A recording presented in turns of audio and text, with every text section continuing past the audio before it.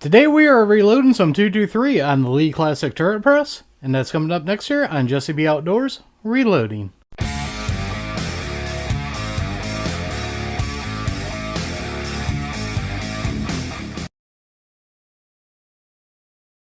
Welcome back everybody, and don't forget to like, share, and subscribe, hit that notification bell, leave a comment down below if you like videos like this. First off, I'd like to thank Xtreme Bullets for sending out the reloading kit that we're using to reload these rounds with today in this video. What this is, it's their reloading kit to just add powder. They send you the size brass that's pre-primed with the bullets, and we just got to add the powder here. And that's a perfect way to do these, because most people will size, trim, and prime their brass before they run it through. Well, sometimes they don't prime it all the time, but this is going to be the way most people do it, and I'm going to show you how I do it on the Lee Classic Turret Press. Also, I'd like to throw in, I'd like to thank RCBS too, because I use some of their tools to make this video possible. I'm using the Rangemaster scale to check my powder charge, and then I chamfered and deburred all the brand new brass with the RCBS Brass Boss, and I appreciate them helping out the channel also. So let's go ahead and I'll show you the components. Alright, the components we're going to be using today for powder, we are using Hodgdon H322. I'd like to thank a local viewer. They actually donated this jar of powder to us to do videos with, and I appreciate it. And then, of course, for bullets, we are using the 55 grain full metal jacket bullets that came in our kit. And then for brass, we've got their sized and primed brand new brass right here that we're going to be using. And then I'm going to show you and tell you what we're doing here up on top. So let's go ahead and get started. Alright, this is always a little bit hard for me to find the right angle with this Lee Classic Turret Press to give you guys a good view here. What I'm going to do is I'm going to walk you through what I'm doing right here. Basically, I'm going to show you 10 rounds one way, and then I'm going to change the camera angles just so you guys get a different idea of what's going on. So the first thing I'm going to do is I'm actually going to come over to my RCBS electric scale here, and I am going to zero it out. And it's stable. We're going to double check our powder charge here. Now the powder charge I'm using is in every single reloading manual. There's nothing special about it, nothing crazy. Because of YouTube, I don't like giving out load data anymore because they flip out about it. But right now we are perfectly where we want to be. So we moved it to the next station when we moved it down. That first station, I just had the small rifle die in it, powder drop die. And then I got the Lee Autodrome measurer on here. Now in this next station here, I can see my powder charge down in here thanks to my KMS squared lighting here. And then I got nothing in the hole up on top. So when I bring that up, I'm actually going to take my bullet and set my bullet on there. Now I chamfered and deburred these rounds so that bullet stays in there easier. And I know it's really hard for you guys to see from this angle. But now the next die is going to be the Lee factory crimp die, or the Lee seating die, sorry. And I have the crimp feature removed because I don't want to crimp it. So now we're going to seat the bullet, and then I got the Lee factory crimp die, and now we're going to crimp the bullet. And right there is our first round made up on the Lee Classic Turret Press. Now I've got my Lyman case gauge here. This is a case gauge, not an ammo checker. This actually tells you more info than what an ammo checker does. It drops down in there, and it falls just out, right out like it's supposed to. And it's dead even up here on top like it's supposed to. So now this should chamber in any kind of gun you put it in. So what I'm going to do now is I'm going to change the camera angle one more time, just so you guys can get a different view. Alright, so now I'm giving you a different view so you can see what's going on up on top here. So we got a piece of our brass right here. We're going to stick that in. We're going to go up, get our powder charge. Then we're going to drop it down. And then, like I said, there's nothing in this hole here. So I can look down and I can see my powder charge. And then when I bring it on the upstroke, I just put my bullet on just like that. Now, if I had an actual bullet feeding die, this would be the perfect spot to put it with this setup. Now we're going to go down. We're going to seat our bullet. And then we're going to crimp our bullet. So now what I'm going to do, since I showed you the two different ways here, I'm going to move the camera angle once again to a different angle so you guys could try to get a better shot here of what's going on. Okay, this angle will give you guys the best view of it with me still trying to work on it. Basically, I don't like doing it this way because it's hard for me to work. But for you guys to get a view of it, it works perfect. So once again, we are going to powder. Come down. I'm going to get a visual on the powder. Come up, put my bullet on. Come down. Seat. And crimp. And then we got our round done right there. That's the only thing I really don't like about this press, is it's very hard to do videos with it because of the angle that I'm working at here. So now we're just going to put that down there. I'm going to seat and crimp. Alright, now we're rocking and rolling here. So what we're going to do is finish out this 10 rounds here, and then I'll show you a different way. What I want to know is what kind of powder do you guys like using? Better turn that there. Maybe you guys can see that a little bit better. Nope, it's still blocked. What kind of powder do you guys like using for your 223? I used CFE 223 in the last video we did with these. Don't seem to be too bad of a powder. In this video, of course, we're using the H322.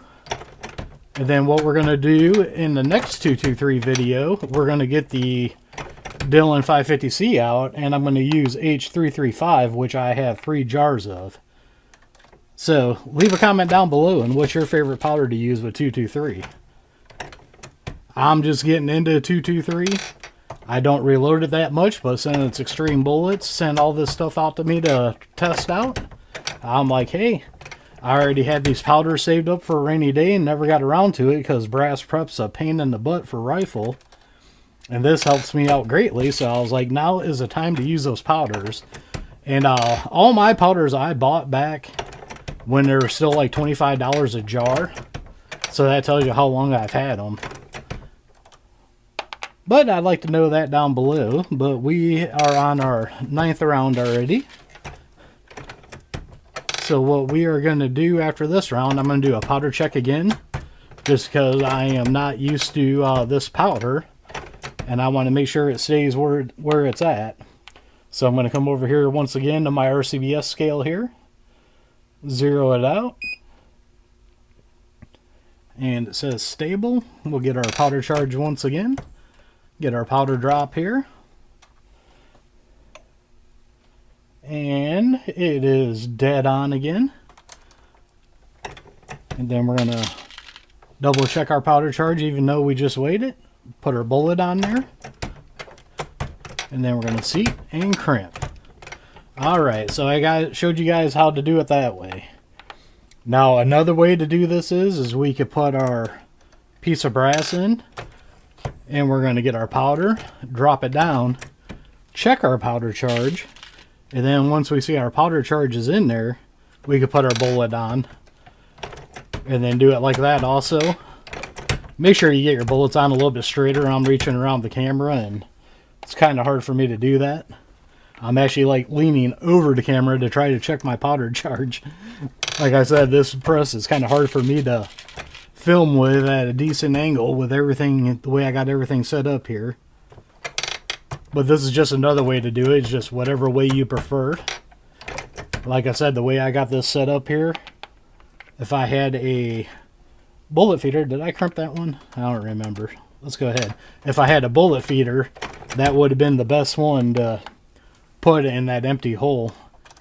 Because then I could go up and get the powder, come down, check my powder, and then go up and have the actual die feed the bullet.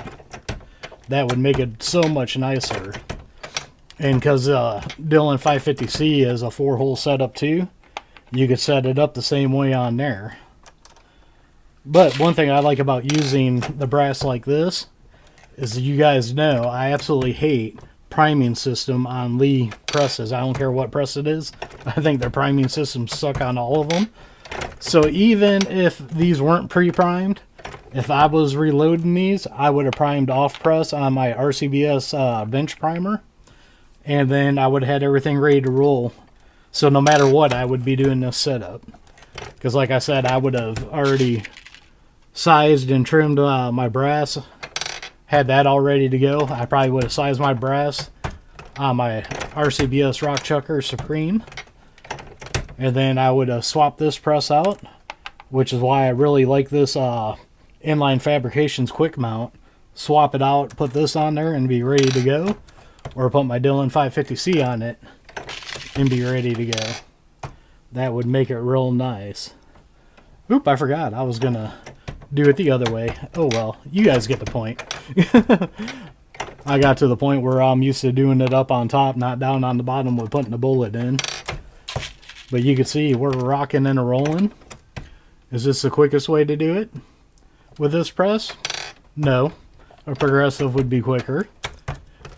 Is it quicker than a single stage? Well, I'll leave a card up above and you guys could see me loading these same things up on the RCBS Rock Chucker Supreme. And you guys could tell me which you think is quicker. I can tell you right now, as a spoiler alert, this is quicker. I've always called this basically a semi-progressive press, because you got to do 4 pulls to get 1 round. But we can knock these out here pretty dang quickly. So what I think I'm going to do is, we got 2 more rounds, and that'll be 20 rounds. What I'll do on the next 10 rounds after, let's see, we got 1 more to do here. We'll go quiet so you guys can just hear the press here. I know you guys love that. So we'll finish this off here. This will make 20 rounds. Then we will go into quiet mode. Let's go ahead and start that.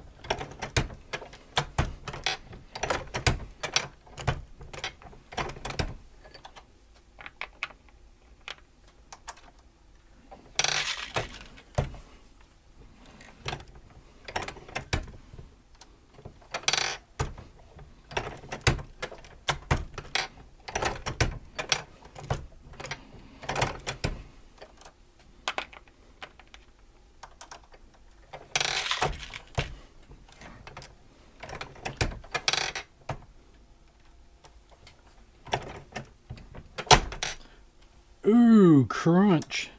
It moved on me. I am going to try to see if that'll seat. See if we can crimp that back in the spot here. It did not crack it. That was my fault. I got wiggly and wasn't paying attention. Let's see. That was the 10th one, by the way. So I got my gauge here, and you can see it will not go down in there. So I'm going to pull this one off to the side. That one was totally my fault. You can see, I don't know if you can see it right there or not. There is a, get that over there. There is a bulge on it. I highly doubt this will focus on it, but it kicked in sideways. That was totally my fault. So what I'm going to do now is I'm going to change camera angles, because like I said, you guys might not be able to see the round as good, but I am not comfortable reaching around it, and I do a lot better with it the other way, so mistakes like this don't happen again. I don't edit anything out because I show you guys everything that happens.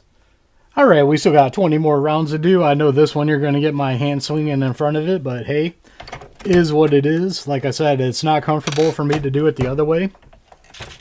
This way makes it easier so I can better keep track of the powder charge and what I got going on here. Actually, I need to move my chair again because I moved it when I moved the thing. There we go. That's the one thing I don't advise reloading and filming and doing it for a living or anything, because when you're doing videos it can be a bit of a distraction to get the right camera angles and everything. I still try to be as careful as I can, and for some reason I am getting a lot of wiggle in this. I might end up getting my RCBS shell holder out and try that. If you guys don't know, the 380 uses the same shell holder, and I do got a die set. Actually, I got a nope, I don't have the shell holder for the 380. I got it for Lee, but not the RCBS. I forgot I didn't buy the RCBS ones, because when you get a Lee die set, the Lees come with the shell holders. And because I already knew I had the shell holders, I didn't buy the RCBS one, so I am stuck with this one. But you can see that's got a lot of wiggle in it, and so I am definitely going to have to watch that. Like I said, I've not loaded a lot of 223. What 223 I have reloaded has been on a single stage, so this is pretty much, besides the 50 rounds I did before this video to make sure everything was set up right, this is pretty much the first time I'm reloading on here also, so you guys are learning right along with me. But a lot of you guys said you want to see 223 loaded on this, so that's why I'm making this video. And as you can see, I'm alternating when I put the bullets on, just to try to get used to everything on here. That would be a sweet spot though, to put a bullet feeding die. I might end up getting one of those.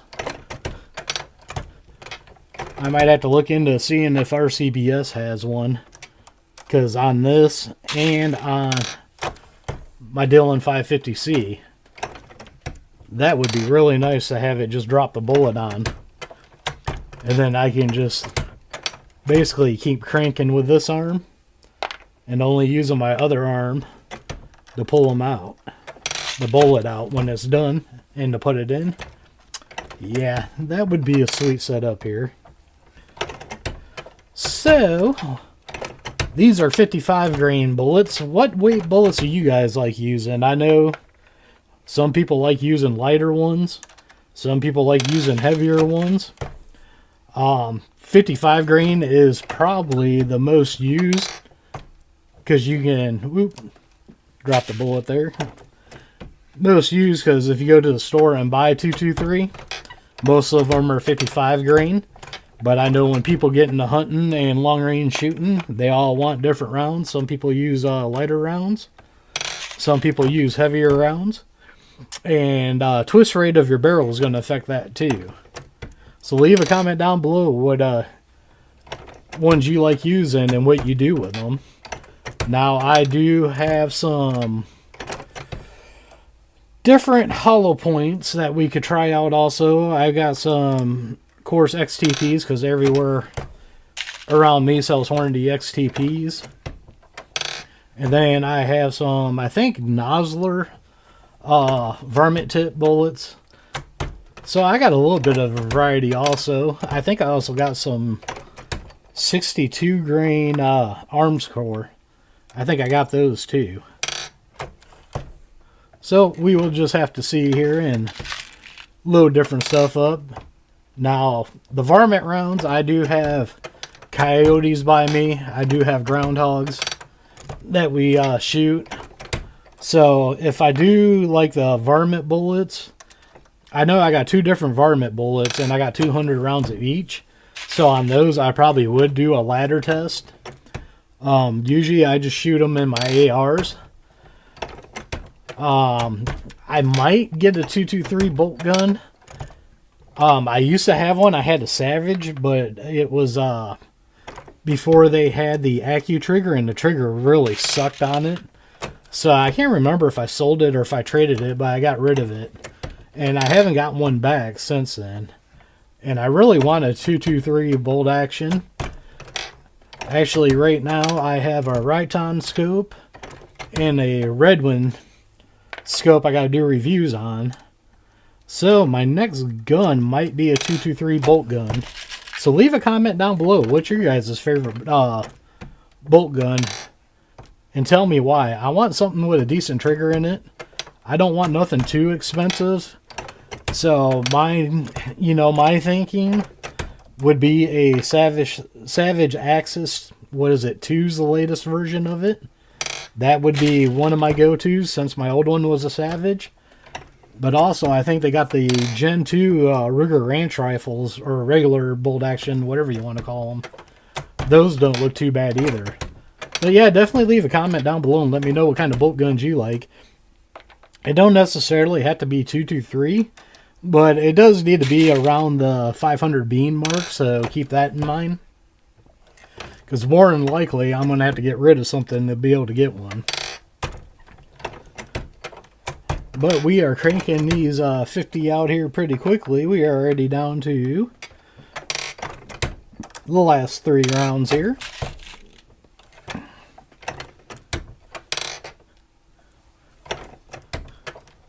But you can see it is not bad at all here on the Lee Classic Turret Press, knocking these out here. That one screw up was me, not the press or anything. Basically, the round started wobbling. That's not the press's fault, that's my fault. Shell holder probably could be a tad bit tighter. I guess I don't realize it when I'm doing rounds. I'm going to double check this is the last one. I'm going to double check the powder charge. I guess I really don't notice it with semi-auto handgun rounds as much as I do these, because like I said, I'm not really used to reloading rifle rounds. I've probably done, and we're dead on, before this video I've probably done about 300, and that's probably the most I've done in one sitting in a long time. I loaded some up a long time ago, and actually I haven't even shot them yet. I loaded up like 100 rounds, so I don't have that much rifle experience at all. But you can see right there, there is our last round. Let's double check it again in the case gauge. It drops down, falls right out just like it should, and we're even. So we are good to roll on this. Off camera, I'll check all 50 rounds after I fix that one, but let's go back up on top. So as you guys can see here, knocking 223 out on the Lee Classic Turret Press. Nice, easy, and smooth. Once again, I'd like to thank Xtreme Bullets for sending all the stuff out to the channel for us to use. The local viewer for the pound of powder that we're using in this video. And also RCBS for everything I use to prep this brass to get it ready. And when you do chamfer and deburr, it does help sit that bullet in there better. I did the video on the reloading kit and I didn't do that, and I was having problems sitting the bullets in there to seat them. When you do that and when you chamfer and deburr them, makes it so much easier to put the bullets in. One way to put them in if you don't chamfer and deburr is get bolt tail bullets. Those will help you set them in there a little bit better, but it's a lot easier when you chamfer and deburr them. I learned that after I got that RCBS brass boss. Very, very much appreciate that, because I was doing them by hand, and if you guys follow the channel, you know I got a muscle disease. My hands are weak, and when you're sitting there trying to do all that by hand, it gets tiresome really quickly. So RCBS, thank you for all that stuff to help the channel out. Xtreme Bullets, Lee Classic Turret Press, thumbs up for 223. So as always, don't forget to check the links out down below. Down there I have links to Axel Hearing Protection, Gators Eyewear, and a bunch of other companies I like dealing with. Some of them got discount codes to save you guys money. Others are affiliate accounts that do help out the channel. So don't forget to like, share, and subscribe. Hit that notification bell. Leave a comment down below. We are one nation under God. And I'll see you all on the next one.